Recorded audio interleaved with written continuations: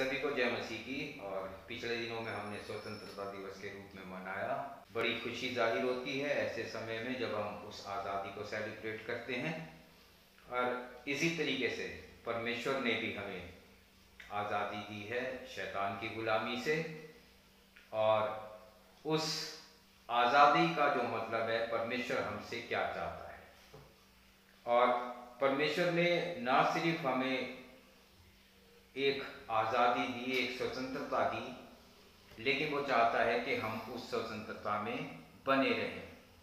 और यहाँ पे हम देखते हैं दूसरा कुरिन्थियों उसका 3 अध्याय उसका 17 पद। यहाँ पर प्रभु का वचन कहता है कि प्रभु तो आत्मा है और जहाँ कहीं प्रभु का आत्मा है वहाँ स्वतंत्रता है। जहाँ कहीं प्रभु परमेश्वर का आत्मा है वहाँ पे स्वतंत्रता है। और अगर हम यूहन्ना 4:24 देखें तो यहाँ भी कहता है कि परमेश्वर आत्मा है और अवश्य है कि उसकी आराधना करने वाले रूह और सच्चाई से, आत्मा और सच्चाई से उसकी आराधना करें।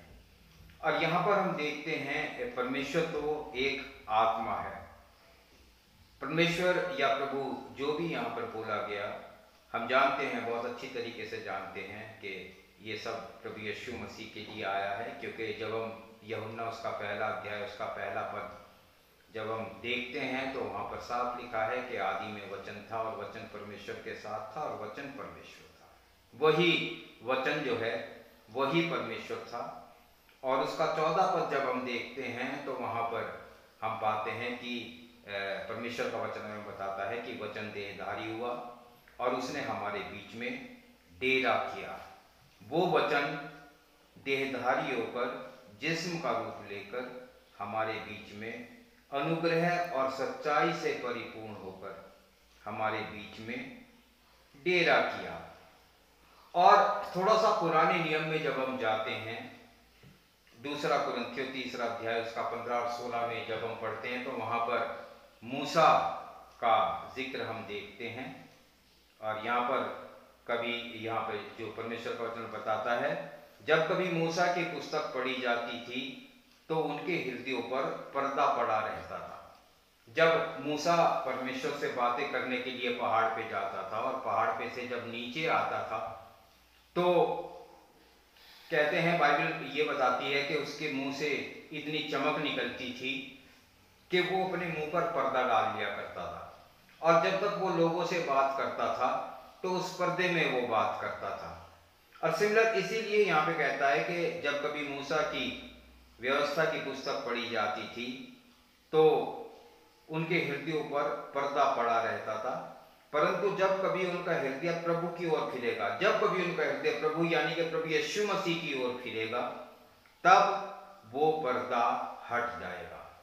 और यहाँ पर हम देखते हैं कि प्रभु यीशु मसीह देहधारी हुआ, वो इस जगत में आया और वो पर्दा हट गया।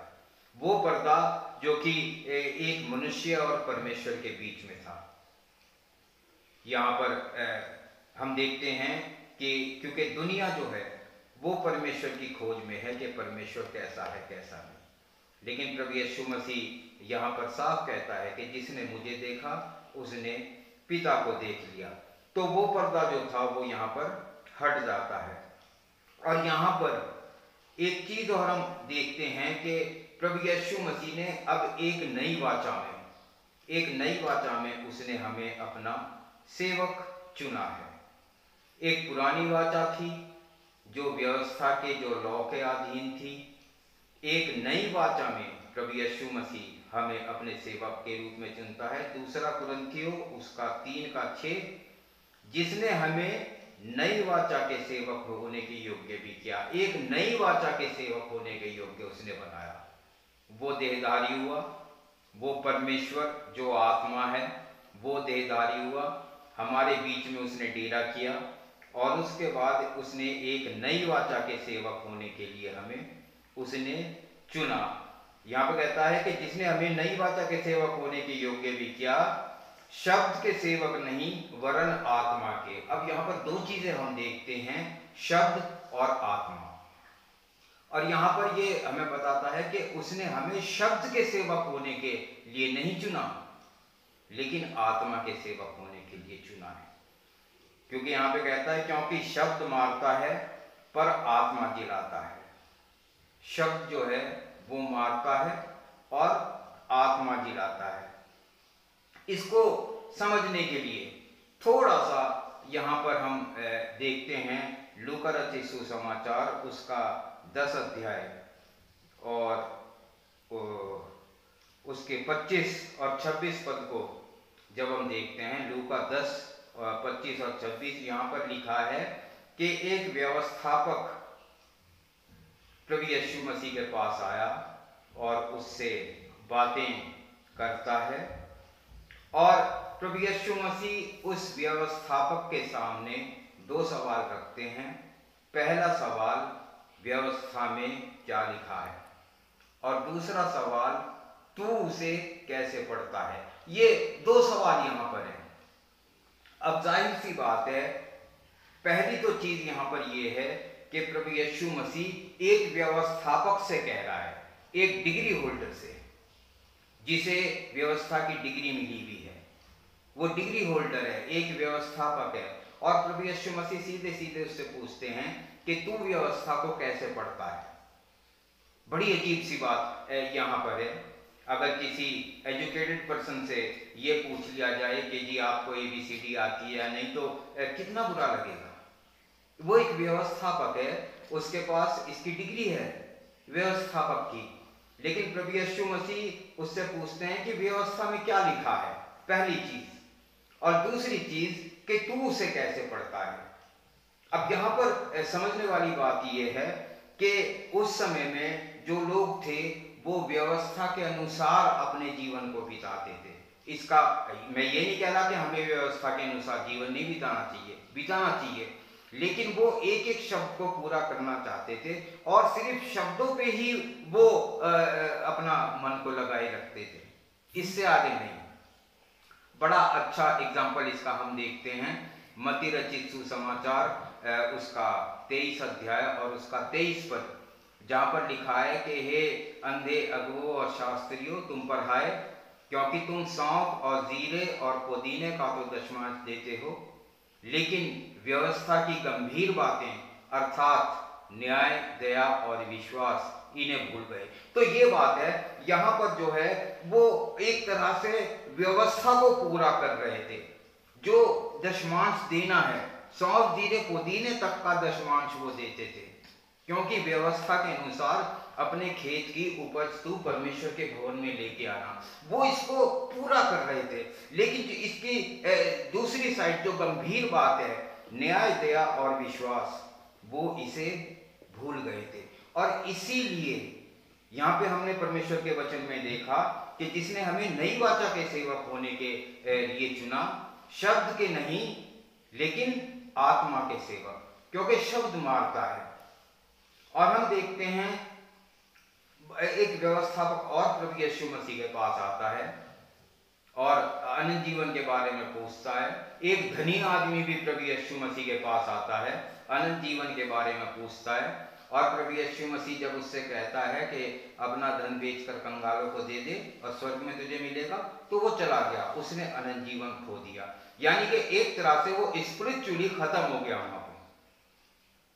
और यहां पर हम देखते हैं कि प्रभु यीशु मसीह उससे सवाल पूछते हैं कि व्यवस्था में क्या लिखा है और तू उसे कैसे पढ़ता है। सिमिलर यहाँ पे जब ये सवाल हमारे सामने आता है, तो अक्सर जब इस सवाल को हम लेके आते हैं तो हम एक ही आंसर देते हैं कि जी जो व्यवस्थापक थे वो व्यवस्था पर चलते नहीं थे। और ये कॉमन सी बात हमने एक मान ली कि व्यवस्थापक जो है वो व्यवस्था को पढ़ते तो थे लेकिन व्यवस्था पर चलते नहीं थे।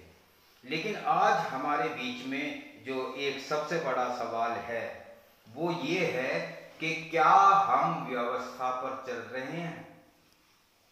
एक इस तरीके से एक व्यवस्थापक पर हम दोष लगा के कहीं हम खुद दोषी तो नहीं ठहरे, क्योंकि परमेश्वर का वचन हमें बताता है, बड़ी अच्छी तरीके से हम बाइबल में जिक्र देखते हैं कि परमेश्वर के भवन में दो जने प्रार्थना के लिए जाते हैं, बहुत अच्छी तरीके से आप जानते हैं, एक फरीसी और एक चुंगी लेने वाला। और वहां पर हम देखते हैं कि दोनों ने प्रार्थना करी, लेकिन चुंगी लेने वाले की प्रार्थना सुनी गई, फरीसी की प्रार्थना नहीं सुनी गई। जबकि वो सारी व्यवस्था को पूरा कर रहा है, दशमांश भी दे रहा है, वो सप्ताह में 2 बार उपवास भी रख रहा है। तो क्या कारण है कि उसकी प्रार्थना नहीं सुनी गई? अगर हम उसकी प्रार्थना की तरफ ध्यान से देखें तो वहां पे हमें इसका जो आंसर मिल जाएगा। क्योंकि जब वो प्रार्थना शुरू करता है तो बड़े अच्छे तरीके से करता है कि हे पिता परमेश्वर, मैं तेरा धन्यवाद करता हूं। लेकिन आगे चल के वो थोड़ा सा स्लीप हो जाता है कि तूने मुझे औरों की नाई अधर्मी नहीं बनाया। मैं सप्ताह में 2 बार उपवास भी रखता हूं, मैं दशमांश भी देता हूं, और ना मैं इस चुंगी लेने वाले की तरह हूं। सीधे सीधे वो व्यवस्था को पूरी कर रहा है, लेकिन यहां पर उसकी प्रार्थना ना सुने जाने का कारण यह है कि उसने उस चुंगी लेने वाले को दोषी ठहरा दिया। क्या इसी तरीके से कहीं हम भी तो व्यवस्थापक को दोषी नहीं ठहराए? ये इसीलिए प्रभु यीशु मसीह वहां पर पूछता है कि व्यवस्था में क्या लिखा है और तू उसे कैसे पढ़ता है। ये बहुत जरूरी चीज है हमारे लिए कि हम उसे एज इट इज ना लेते हुए, लेकिन उसके बीच की जो गहराई है, जैसा प्रभु यीशु मसीह का वचन हमें मत्ती 23:23 में बताता है कि तू सौंफ और जीरे और पुदीने का तो दशमांश देता है, लेकिन व्यवस्था की गंभीर बातों को अर्थात न्याय, दया और विश्वास को तो भूल गया। क्योंकि न्याय करना हमारा काम नहीं है, जजमेंट देना हमारा काम नहीं है, कौन धर्मी है कौन अधर्मी है ये हमारा काम नहीं है, ये परमेश्वर का काम है। और इसीलिए प्रभु यीशु मसीह यहां पर उससे सवाल करते हैं कि तू व्यवस्था में क्या लिखा है और तू व्यवस्था को किस तरीके से पढ़ता है। और यहां पर एक बार फिर हम देखते हैं यूहन्ना 4:24 परमेश्वर आत्मा है और अवश्य है कि उसके भजन करने वाले आत्मा और सच्चाई से भजन करें। उसके भजन करने वाले जब भजन करें तो सिर्फ एक ये नहीं कि भाई संडे है तो चर्च जाना ही है और वो करना ही है, लेकिन आत्मा और सच्चाई से हमें उसका भजन करना है। क्योंकि परमेश्वर का वचन हमने देखा, जहां कहीं परमेश्वर का आत्मा है वहां स्वतंत्रता है, और अवश्य है कि उसके भजन और स्तुति करने वाले भी आत्मा और सच्चाई से करें।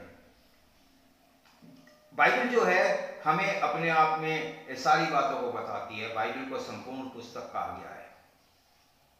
अब वही बात जो यहां पर है कि व्यवस्था में क्या लिखा है और तू व्यवस्था को कैसे पढ़ता है। लेकिन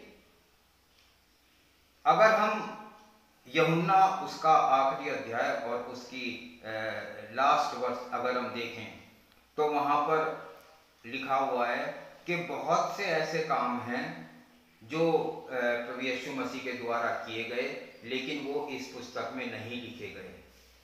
सो बहुत सी बातें ऐसी भी हैं, बाइबल में सारी चीजें हैं, लेकिन बहुत सी बातें ऐसी भी हैं जो कि हमें चिंतन के द्वारा प्राप्त करनी होती हैं। बाइबल की वर्ष को पढ़ना एक अलग बात है, लेकिन फिर उस पर चिंतन करना, उस पर मनन करना, ये हमें बताएगा, तब हमें आत्मा बताएगा। यिर्मयाह उसका 33 और उसका 3 पद यहां पर कहता है कि मुझसे प्रार्थना कर और मैं तेरी सुनकर तुझे बड़ी बड़ी और कठिन बातें बताऊंगा जो तूने आज तक नहीं सुनी। यानी कि जाहिर सी बात है कि वो बाइबल में नहीं मिलेंगी आपको। ये तरीका है हमें आत्मा में होके बात करने का, और जब हम उससे मांगेंगे तब वो जो आत्मा है, परमेश्वर तो आत्मा है, वो हमें अगुवाई करेगा, वो हमें सिखाएगा कि हमें किस तरीके से चलना है और किस तरीके से काम करना है। ये हमारे सामने एक बार फिर से सवाल है कि व्यवस्था में क्या लिखा है और तू व्यवस्था को कैसे पढ़ता है। परमेश्वर हमें आशीष दे। आमीन।